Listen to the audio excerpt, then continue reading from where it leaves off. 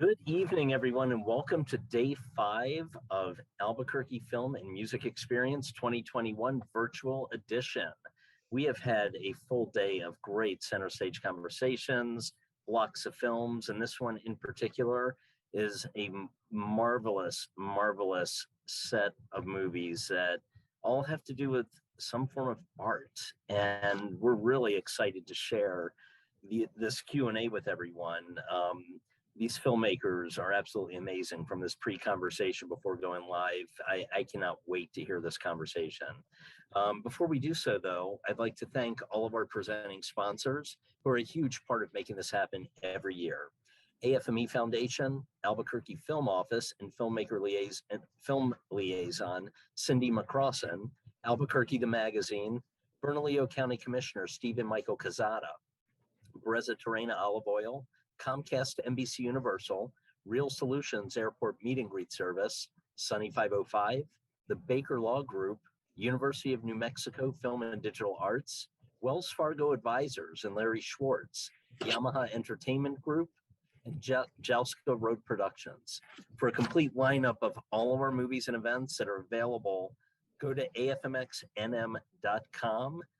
Even if you miss something in the beginning of the week, everything's going to be available through October 11th.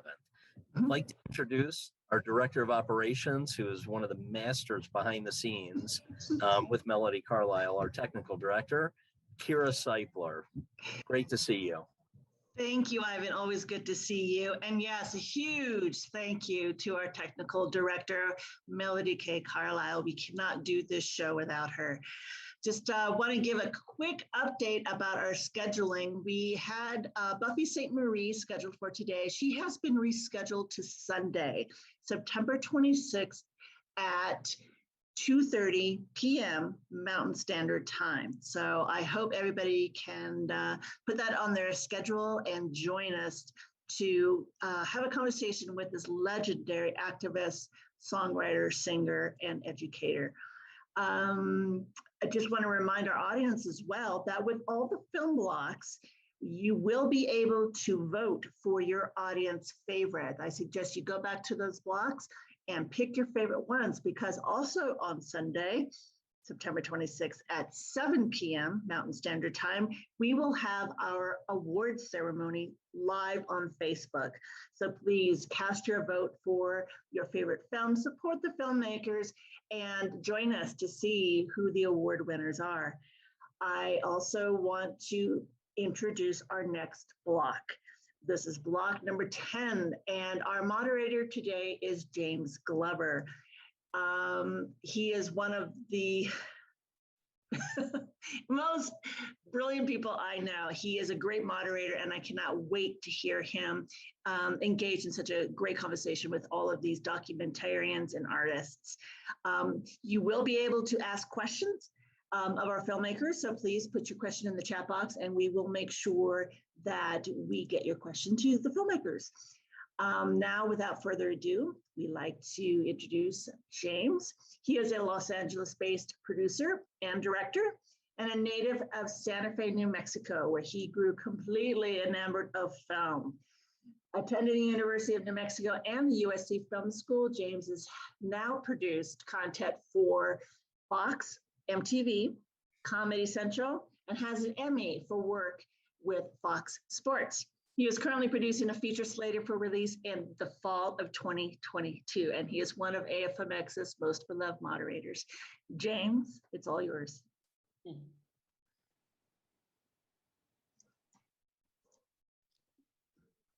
You're muted. Muted. You're muted. It said Kira was muted, not me. Okay, sorry, starting again. Kira, thank you so much for that lovely introduction. And thank you to Ivan for having me, and to the AFMX family for allowing me to have this opportunity to meet with such wonderful filmmakers whose beautiful films we just had an opportunity to watch. And now we get to talk about them. And I can't wait to see what kind of questions that you, the audience, have. So please drop them down below. I'd love to have your participation. And until that moment strikes, we will start with my questions. And I just want to go around the room and get an opportunity to meet and have you introduce yourself and your work. So I'm just going to go sort of around the bend here as you are on my screen. So Souki, I want to start with you. Introduce yourself, tell us about your movie, and tell us about tell us about yourself. Hi, everyone. I am a writer, director, DP, multi-hyphenate. We all try to juggle a lot of things, essentially just making art in whatever form we will be allowed to make it. And I started working as a kind of a producer, cinematographer, editor in New York City for the last 9 years, and really focused on cinematography, and recently in the last 2 years directing. This is my sort of first short film, like as a director primarily, fusing sort of narrative elements into a documentary practice. I had an incredible group of collaborators that worked with me on it. And really got to try out a lot of ideas with Firelei that as a subject and as a friend that I hadn't tried in other films. One was working in 16mm film and playing with an intensity of sound design that I hadn't played with before, getting to shoot film also on a Steadicam and getting to experience working with dancers and working with dancers in an artist studio, shooting on film. It was a lot of moving pieces, but I learned so much, and it's definitely sent me down this trajectory of moving moving away from traditional documentary practice into a sort of fusion hybrid, new applications of narrative style and tone in my own documentary practice that I'm really excited to work and play in. So thanks for watching, and yeah, I'm happy to be here. Thank you so much. We're thrilled to have you. Mark, you have a guest sitting next to you. Please introduce yourself and your guest. So and your I'm Mark Gordon. I'm an independent film producer living and working in Santa Fe, New Mexico. I'm working on my second feature film. The first one, Awakening in Taos, won the Audience Choice Award at AFMX a ways back. This is Carlos Carulo. We're working on a film project called the Complexity Project that has to do with his explorations of complexity theory. And I'm just a huge fan of Carlos's art. And we had someone who wanted us to go to Chile, where Carlos is from. And so I said, well, let's do the first part of the film. And so that's what we're showing today. We just are actually showing it to you as a short film. And Carlos is originally from Chile. He's lived in Santa Fe for 40 years. Something like that, yeah. And he's brilliant, articulate. I love his work. His paintings drive me crazy, and in a good way. And I just really wanted to make a film about him. It features music by his son, my girlfriend, Mariah Parker, and who's the group that? Los Jaivas. Las Jaivas. The Chilean group made it quite famous in Germany in the late 70s. It's kind of like folkloric Pink Floyd kind of music. So that's our story. Beautiful. Thank you so much for joining us, both of you. We're lucky to have Carlos join us today. Ryan, please introduce yourself. Yeah, hi. I'm Ryan Rivard. I'm a filmmaker and producer based in New York City. I'm a co-founder of Frisian Films, which is a nonprofit that creates classical music-based films and video projects, which Les Desert et la Mer was one of our first animation projects for that company. So I co-produced this with my co-founder, Elyse, Kakacek, who's an opera singer. It was a really fun collaborative project where our composer created this French art song based on some French poetry and French artwork, and created this beautiful piece that you saw today. And I'm so glad to be part of such a beautiful block of films and such an introspective block of films too. So yeah, happy to be here. Thank you so much. And last, certainly not least, Ellen, please introduce yourself and your film. Well, hello, everybody. Yes, from the Netherlands in the middle of the night. It's 2 a.m. Yeah, for me, it's kind of still a little bit hard to get my head around the fact that I'm a filmmaker, because it's my first film. And I didn't really have the intention to make a film. I started a foundation about 4 years ago. Because I wanted to bring two worlds together, art and wilderness conservation, and that this turned into a documentary film was kind of coincidence. It could have become something completely different, making this subject clear, but it became a film. So here it is. I love it. Wonderful. Thank you so much. I just want to start with like a little factoid for you. 90% of documentaries that at least get started never get finished. And of that, only 10% ever get edited. And of that, only about 1% ever get seen. And so we are joined by 4 people who beat the odds and actually produced a watchable, consumable piece of content. So congratulations for that insurmountable feat in and of itself.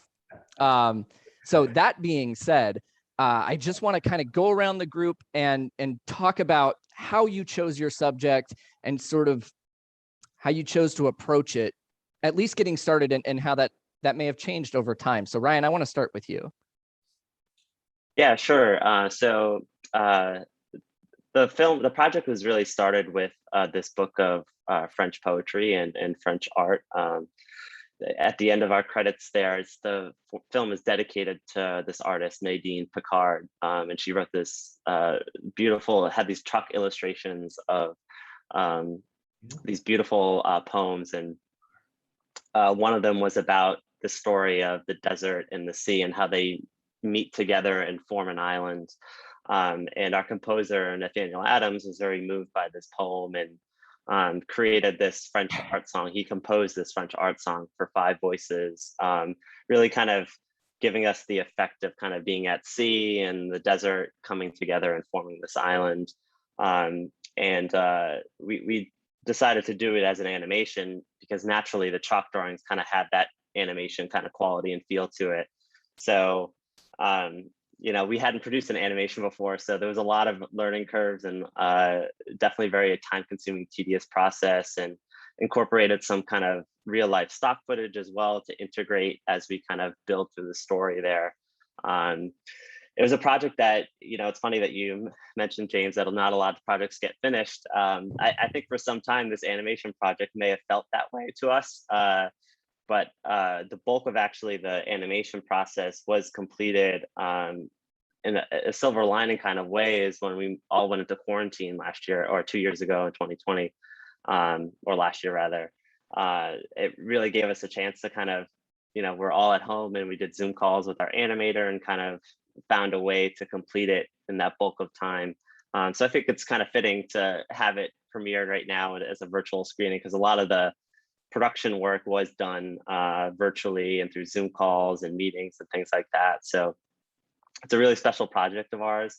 And we're really happy to share it and get it out there into the world. Yeah, I think it's quite the feat to accomplish it to begin with, but then to be stacked with all the adversity that the last 1.5 years plus has thrown our way, it's certainly quite the accomplishment.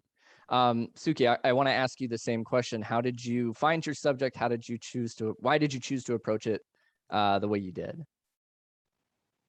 So I actually was approached by Art21 to make this. They had already had Firelei Baez as a artist that they were trying to feature and make work about. Had been courting her for quite a while, and I'd become friends with the series producer because I had worked as a cinematographer for Art21 for other projects. For a Moroccan artist, I'm Moroccan, and so I was sort of being shepherded around a bit as like, oh, like the ethnic girl who can like hang out with other ethnic artists and talk about like ethnic issues, and like, you're brown, you guys get along. And so like I was sort of like pulled into this like kind of, which I wasn't mad at. I was happy to be that person, because it was very stimulating to find cross-cultural similarities and differences in sort of the way that we looked at the world. And with Firelei specifically, I had thought about it because I was supposed to produce it, direct it, shoot it, edit it, and sort of be the one-woman band. And I had conceived of it in a very small, sort of a small way. I'd kept my scope of work very limited, I would say, just because there was a lot of work to be done. And so I didn't want to overcomplicate the process. And I was much more focused on building a relationship with Firelei. So I spoke with her on the phone, and I was traveling and working in Morocco. So we'd have these sort of, she would be in the Dominican Republic or in Europe, and I would be in Morocco trying to figure out time zone differences. And for a very long time, it was about building a relationship to this woman and trying to understand what inspired and moved her, what was her process like, how did she see the world, and really trying to, in some way, sort of crawl inside of her heart and see the world through not just her eyes, but like through how she felt it and experienced it. So I ended up going for a studio visit and inadvertently filming an entire interview with her because she's such a brilliant thinker. So we'd be like listening to Beyonce and you know, all kinds of music she listened to in her studio while she painted, but she'd say that she'd have some sort of brilliant drop of wisdom that just shook me, and I'd be like, can we turn the music down? I just want to film for a little. And I happened to have my camera with me. So we had this incredible exchange without questions that I had written down before, and really just spending time with her and realizing what a brilliant thinker and an eloquent speaker she was. And that sort of formed the baseline of my understanding of Firelei as someone who couldn't just be the subject of sort of a plain artist portrait. Like, she has so much that she has to say and so much that she needs to communicate that I realized after that sort of short studio visit, I was going to go for 30 minutes, ended up staying for 3 hours and like finding one of my new favorite people. And in that, I felt like I owed her something more than just a profile, more than just like, here are these questions and I'm going to write sort of a normal story. I felt like I needed to create an experience of how she looked at the world that was super saturated with color and was rich and emotional and almost like I can't think of the word right now, but when sort of your senses mix, like you taste color. I can't remember the word for it, but that sort of like mixture of senses, the sensory overload. I wanted to create that experience, and I ended up going to Sundance because I had a film that was in the festival that I had helped shoot on. And I met these incredible collaborators who I was telling them about the project, and I was sort of stumped about how to like make this very rich and real. And they were like, oh my gosh, you should bring in, oh, you want to work with dancers? It's like, what's your dream? And I listed all of these things that felt so out of this world of possibility. Like, I was like, I want dancers, and I want an interpretation of this world of these water creatures that she paints. And I want to shoot it on film, and I want to do it in this sort of dream world. And I just had this, seemed impossible. And they were like, okay, we'll totally help you make it happen. We'll do it for free. Like, are you willing to put your, fee into the budget and like make this a passion project?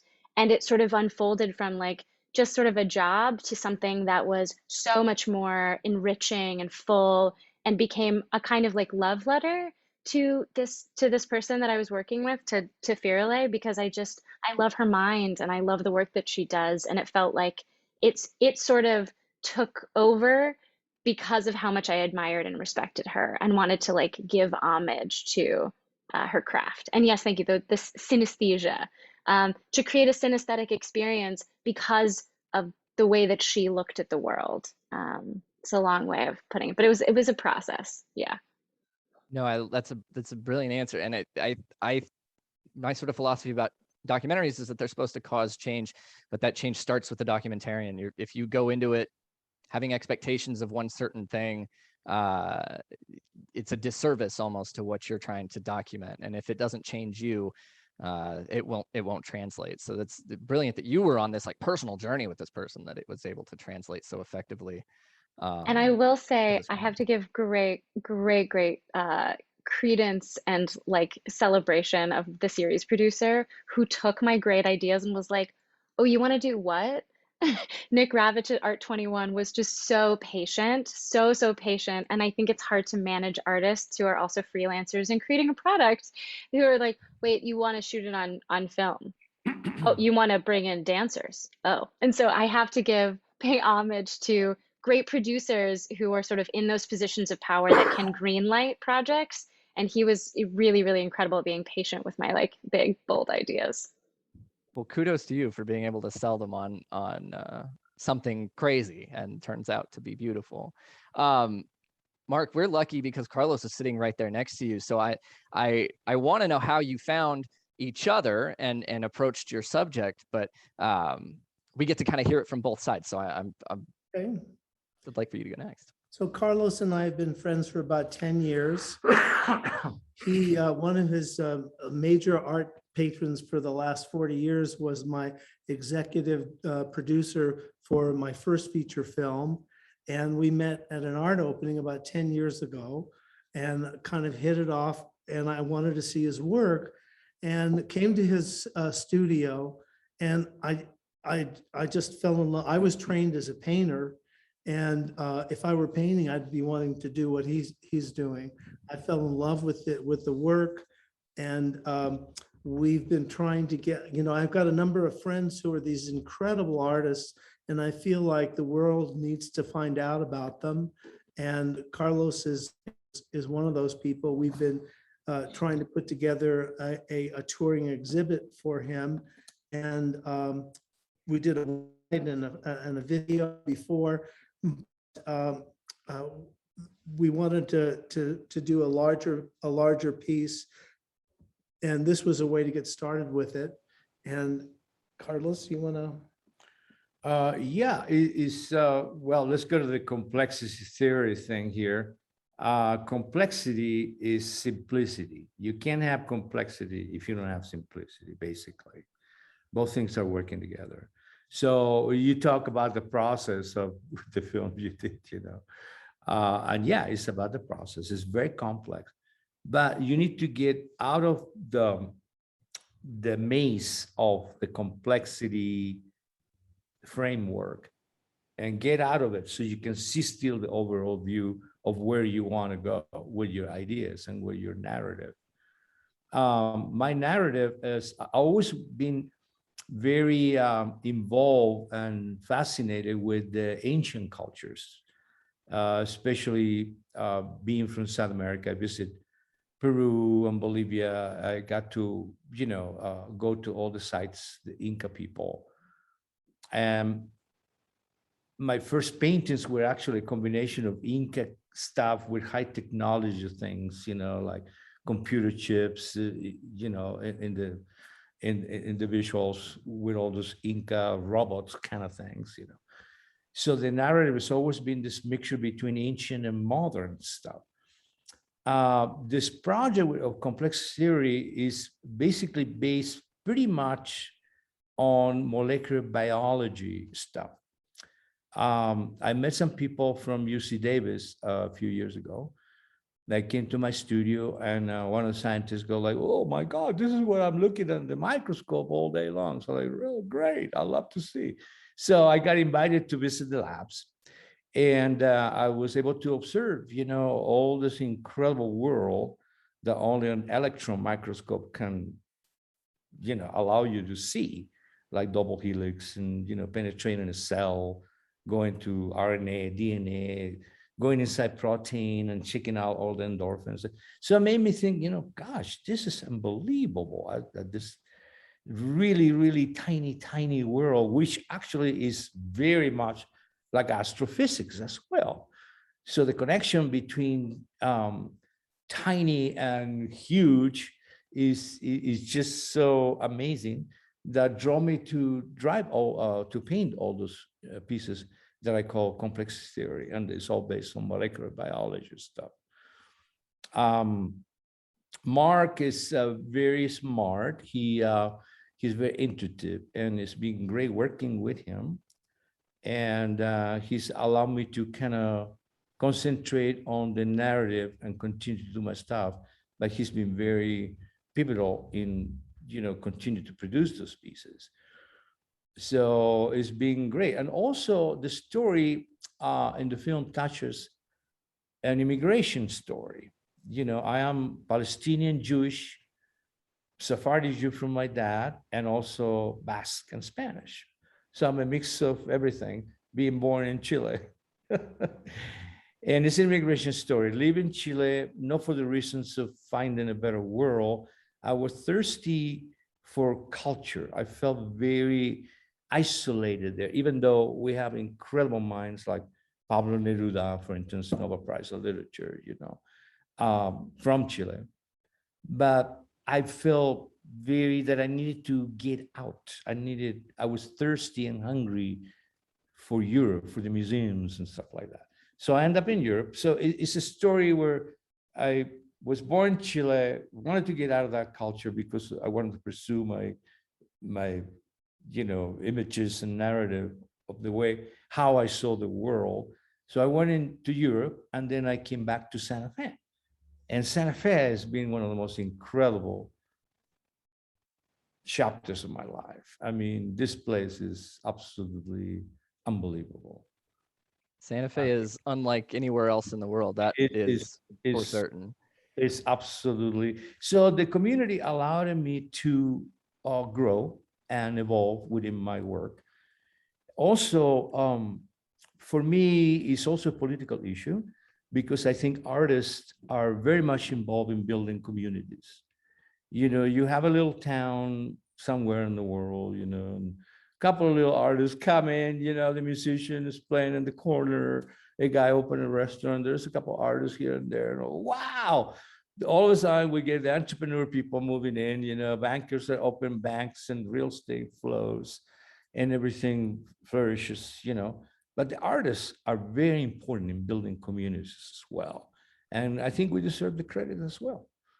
I'm not asking for money or anything, I'm just saying that the role that the artist plays in building communities is very, very important. Well, and I love that you say that, and that's definitely something that I want to build upon as we sort of go through this discussion. Ellen, I want to ask you, because your subject seems to have found you as you were finding your subject in your film, and I'd really love to hear about. I realize we watched the film about that journey, but I'm curious about your process of how did you decide to turn this into this format, this idea?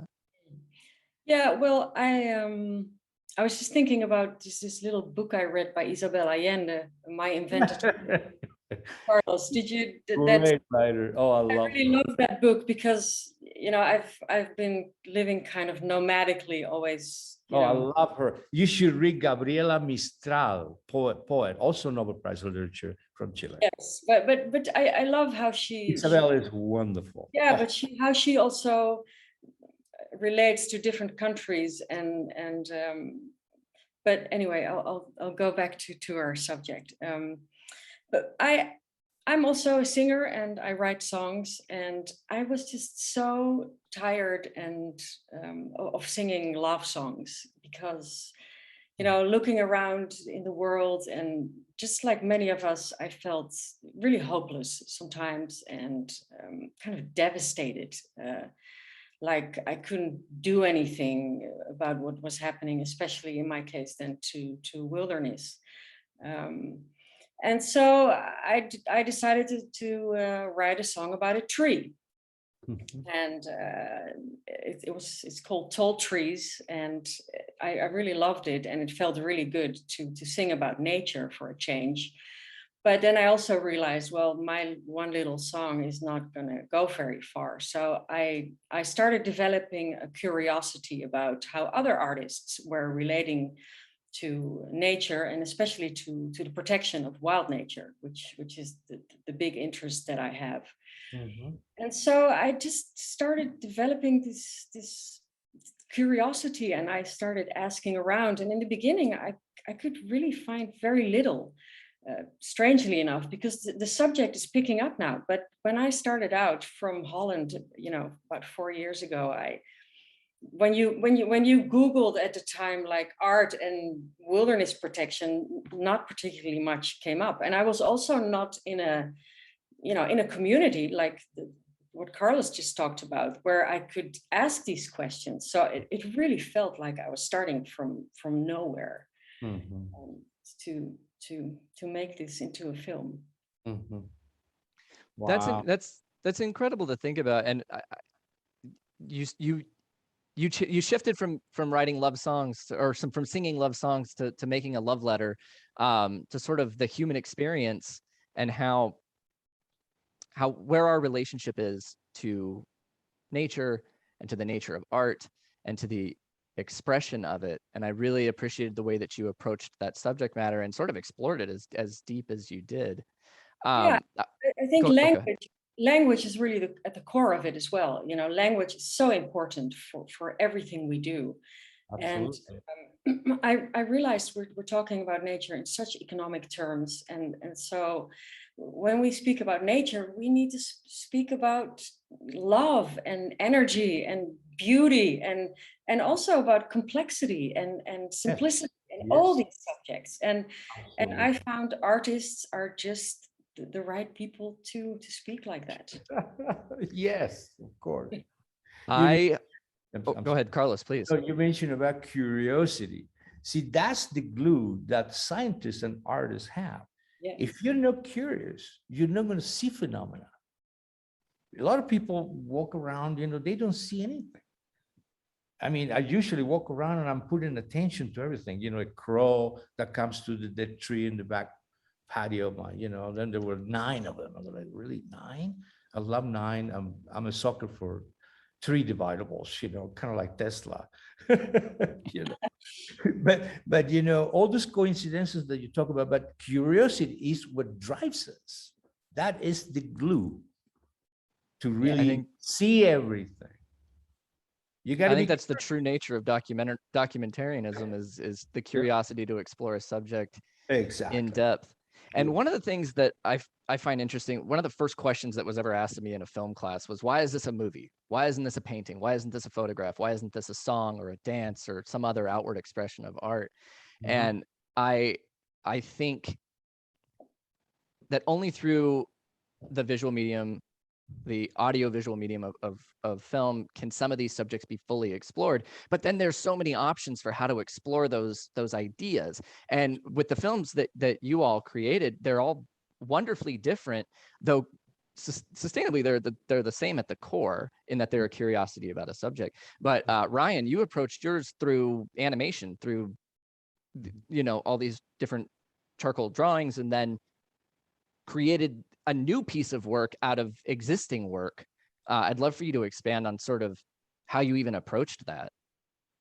Yeah, I mean, it kind of was a sense of curiosity too, in that we're curious that we could produce an animated short because we hadn't done that before at Frisian Films. So, and it felt like a natural place to start with the source material. And, of course, you are limited in some way, and you wanted to take it to new places as well, and not just kind of be this, iteration of the book, because we already have the book, right? So, finding ways to kind of build, how can we go beyond kind of what is the source material? And that's when we started introducing kind of pieces of, the natural world, and kind of seeing those like 2 things collide. We think were very fitting for kind of the story itself, where we're seeing kind of, these 2 elements of nature come together to form something entirely new. So as we kind of climax into the end there, we're kind of bringing in elements from the past, elements from the now to the real tactile, to kind of culminate into this kind of joyous celebration of nature, and how we need all of these pieces to kind of exist, right? And at the end we kind of drift up into the stars and overlook the earth. So it's this very kind of like, we felt like it was a very natural process to kind of like fall into that pathway. And it really was all, elements of, can we get pieces of real life ocean? Can we get real life waves in there? Like, and really that's kind of the fun of it, right? Like, is exploring those kind of pieces and elements and seeing what works. And then you kind of take a step back and float above and look and see kind of what you've created. And we hope that we feel like we did a very good job celebrating the original work, but taking it to new places also. I think it's a wonderful amalgamation of styles and ideas and methods of presentation that you were able to concoct into your film, and it all those pieces work together really seamlessly. Souki, you sort of approached yours in an abstract sort of way with the dancers and things like that. And so I'd really love to have you kind of talk about some of the decisions you made for representing elements of the story that way. Yeah. Well, one of the things that we have, the glorious limitations we have as documentary filmmakers, is there's an element of a kind of truth and fact about our subjects' lives that are not malleable, right? Like there is the reality and truth of an existence that is a story that we can't change, no matter how it fits within a plot structure or not. And so with narrative, you have this sort of flexibility to make a story whatever you want it to be. Like, oh, you want the story to be about a crisis of faith? No, now you want to change it and you want to have it be about actually somebody finding themselves. But like, so you can move these things around like putty.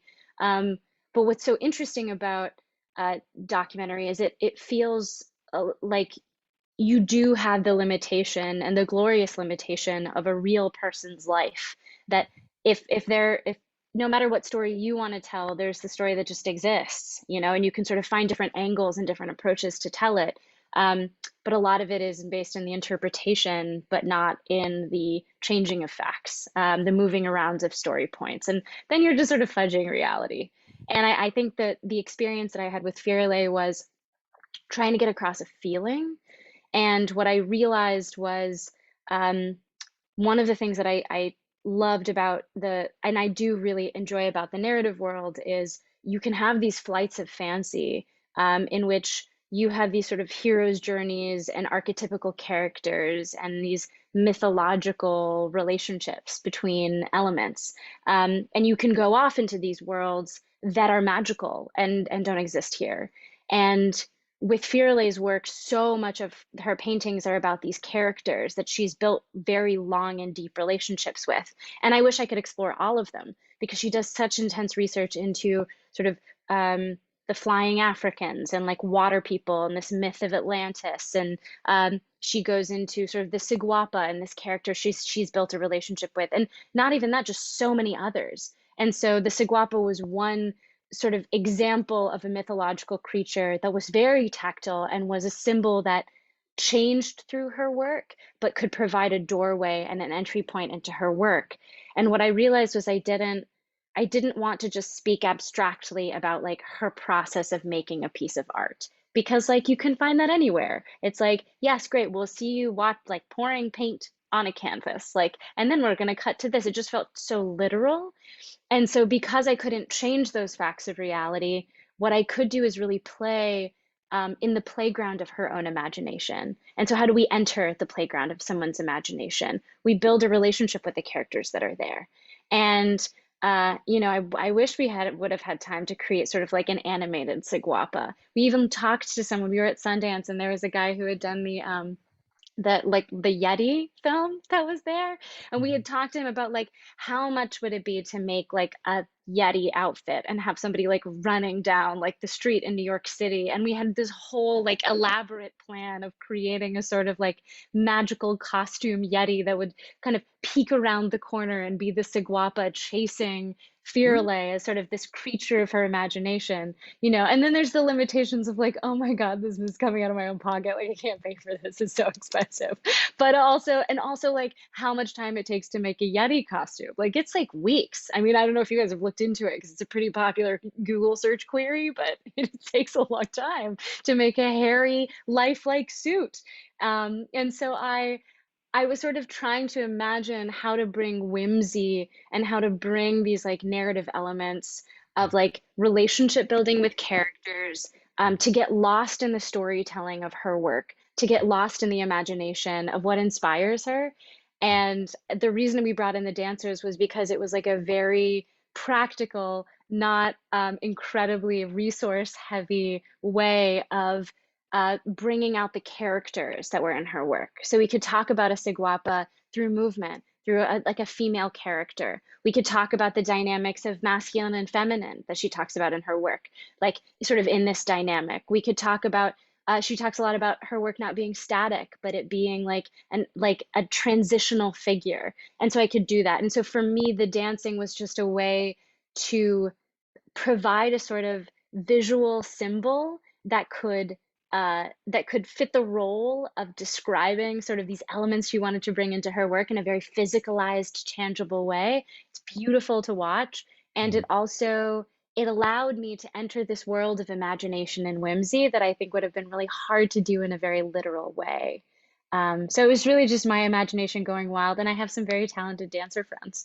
And I was like, you guys would be perfect for this. No, So all these sort of combinations of I elements. think Yeah. I think your vision. I mean, you speak like you were the artist yourself. I mean, actually describing all of those characters and the dynamics is. between them. You know, I was thinking about Cameron's film Avatar, which Yeah, was one of the films that absolutely. inspired me also to do a series of my work. And the way he created that world with all those characters and the colors and the movement and all, it was just fantastic. You know, but And it's wait, amazing. I'm Yeah. thinking about what you were just saying. I just for a minute I go, whoa. Right, because you want to be There's James Cameron. You want to be James Cameron, but you're like, I don't have a few $1 million. Like, you know, how do I do this? Well, yeah, there's you a- need the money to do it. That's for sure. There's a brilliant quote in the film that says it's always within your grasp to make something new. It's exhausting, but Yeah. limitless. And I think that you really embody like that. If nothing else, that's what I took away as like the thesis of the whole film was that there's compounding elements that make it limitless, though it may be exhausting. Ellen, I want to ask you because there is an abundance of imagery to choose from, and you certainly crammed a lot of it from a lot of different voices or a lot of different artists into your film. But how did you approach the selection of imagery for your film? And what did you leave anything out that you really wanted in there? Great question. Oh, that's a good one.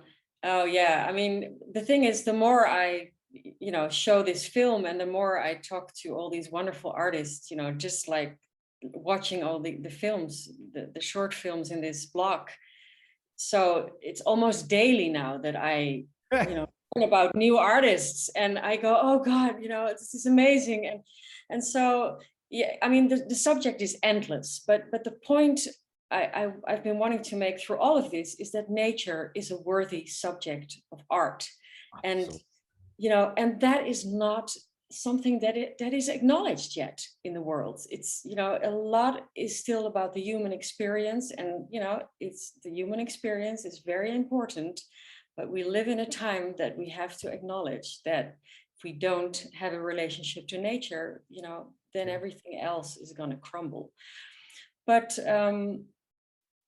yeah, as I said in the beginning, it was like a roller coaster. So it in my case, it was really just one thing that led to the next. And one meeting, people would say, oh, do you know this person or do you know that person? And so that's also how I ended up in Santa Fe. It was just pure accident. And my meeting also with the wonderful Sibylle Zagars-Redford was because I met by chance her documentarian. And I talked to him about, his name is Karsten Steiger, and I just told him what I was doing. And a lot of the time, if I told people, well, I'm working on this subject of art and wilderness protection, people would kind of give me like a, but he said, oh, I have to get you in touch with somebody. And this is how the whole process just evolved. And that was also just the beauty of it, because, starting from my first painter I met in Hawaii to, coming to Santa Fe. And so it was just, the whole journey was just a surprise, really an adventure. Yeah. Beautiful. I love it. Brilliant. Mark, I'm curious about how you went about sort of cultivating the look and feel of your film through Carlos's work, but how did you arrive at the final aesthetic for the piece? Well, I had just a fabulous cinematographer, Kayla Waldstein, who I worked on it with. We were, we spent a lot of time thinking about it. I had a young editor that I was working with, And I said, I wanted to bring the paintings to life. I wanted to animate them. I wanted to have a sequence where you kind of explored them, because you can get just lost in his paintings, and suddenly you see something over there that you hadn't seen before that relates to something over there. And so it was a matter of we had a couple of different editors that I worked with on it. And but there was this young guy named Nate Kitchens, young guy here, who just really understood how to use Premiere. And so we would just animate and explore the paintings. And it was something I'd been wanting to do for a long time with Carlos' work, is just make these sequences where it comes to life and these things relate to each other. And then all you have to do is turn a camera on and ask him a question, and then your job's done for the next 20 minutes. Oh, come on. No, I was just thinking what you were saying about nature. I mean, Einstein came to United States to lecture in many United States universities. And one of the most questions that he was asked was, do you believe in God? And Albert always said, I believe in the God of Spinoza. Spinoza was a Dutch philosopher, and he talks about religion, where God doesn't live in a church or a synagogue, God doesn't like a dark, cold place, Dark is in nature, dark is in the tree, in the birds, that's where God lives, and that's love. So nature, love, God is beautiful, I love that you bring that up, Carl. Oh, I'm sorry, I didn't mean to cut you off. Go ahead. Yeah, no, what I'm saying is that religion still slows down to evolve. I love that. That's I want to ask an audience question and build off of what you just said. Sure. Ryan, we'll go ahead and start with you, but someone in the audience asked, who's an artist that you admire? And I want to piggyback a question on where did you sort of draw some of that inspiration from those that you admire, and place that into your film? I'll kind of put it in context of the project, that the film Les Déserts et la Mer.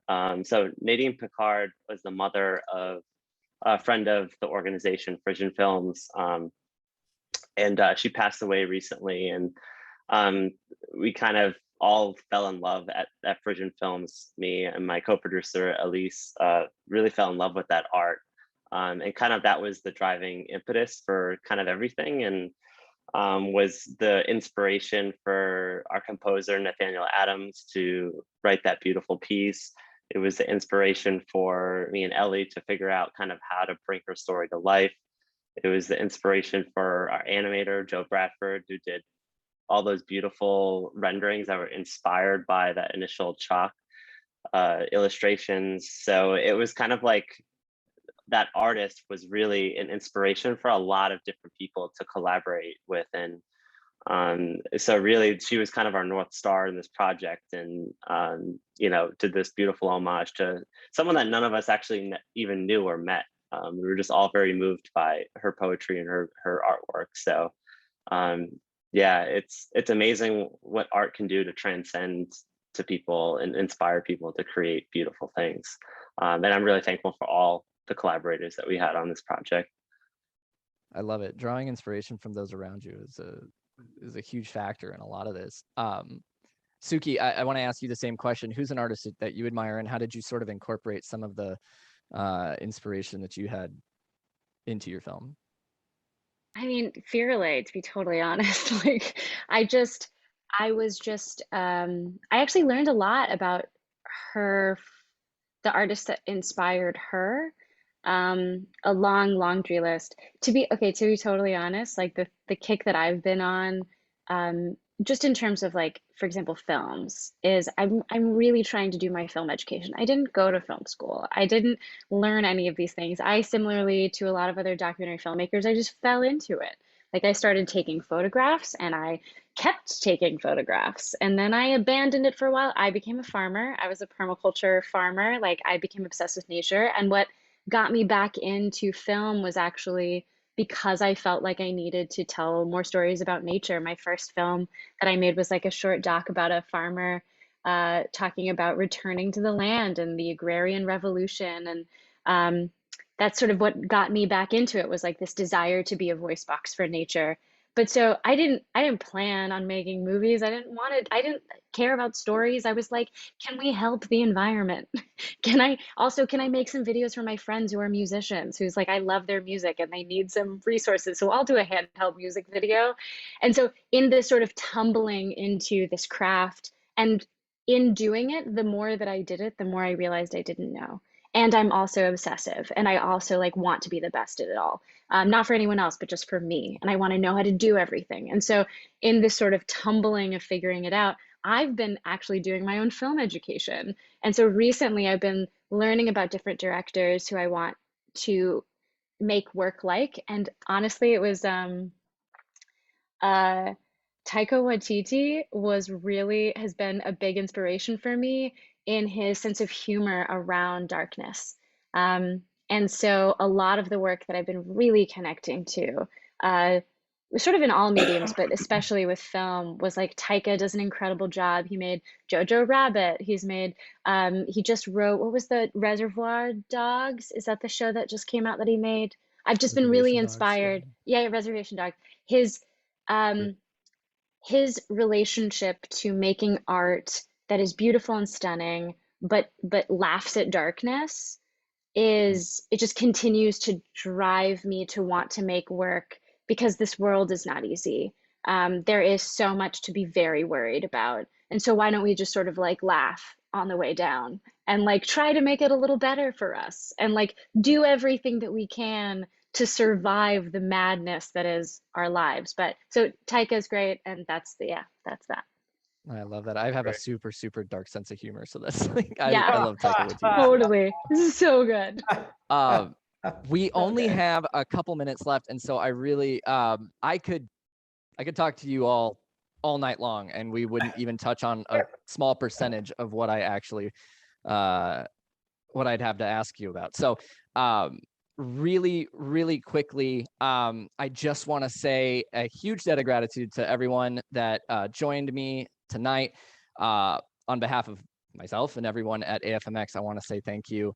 And we enjoyed this profoundly. Your work is incredible, and I'm so very glad that it exists and that we all got to watch it here tonight, and that I got to talk to you nice people. So I'm going to Thank you for moderating. Oh, no, thank you. Yeah, you're a great moderator. Yes, thank you, James. I love your questions. They were right on. Fabulous. Oh, So you great. flatter me. Thank you so much. That's very kind of you. Combination of creatives.